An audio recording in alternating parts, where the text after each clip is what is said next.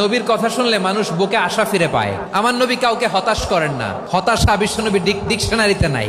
তিনি মানুষকে আশাবাদী করে তোলেন। বিশ্বনবীর কথা শুনলে মানুষের হৃদয় নরম হয়, তারা আশা ফিরে পায়। বিশ্বনবীর মুখ নিঃসৃত পবিত্র প্রতিটি কথাই আশা জাগানিয়া। সুবহানাল্লাহ পড়েন। আপনি প্রিয় নবীর মুখ নিঃসৃত বাণীগুলো পড়েন, কথামালাগুলো শোনেন, দেখবেন আশা পাবেন, বুকে আশা পাবেন, ভালোবাসা পাবেন। কারণ তিনি এমন সত্তা, এমন পার্সোনালিটি, তার কথা শুনলে হৃদয় নরম হয়ে যায়।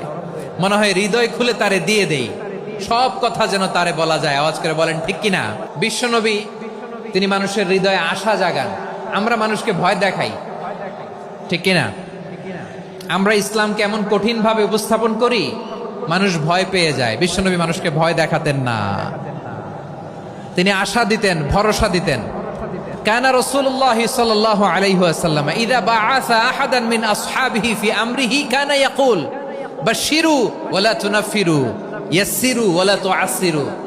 কাউকে কোনো দায়িত্ব দিয়ে পাঠালে সাহাবাদেরকে তিনি বলে দিতেন প্রত্যেককে যে বাশশিরু ওয়ালা তুনাফিরু, মানুষকে সুসংবাদ দিও, দিন থেকে ভাগিও না।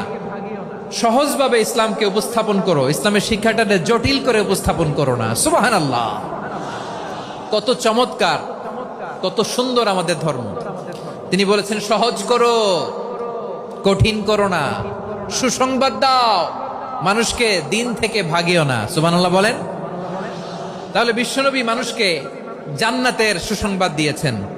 হি was the bearer of glad tidings, জান্নাতের সুসংবাদদাতা। তিনি এমন ভাবে জান্নাতের নাজ নেয়ামতের চিত্রায়িত করেছেন, উপস্থাপন করেছেন, সাহাবাদেরকে তিনি জান্নাতের পাগল বানিয়ে ছেড়েছেন। পড়েন সুবহানাল্লাহ। আমরা তো টাকার পাগল, ক্ষমতার পাগল, দাপটের পাগল।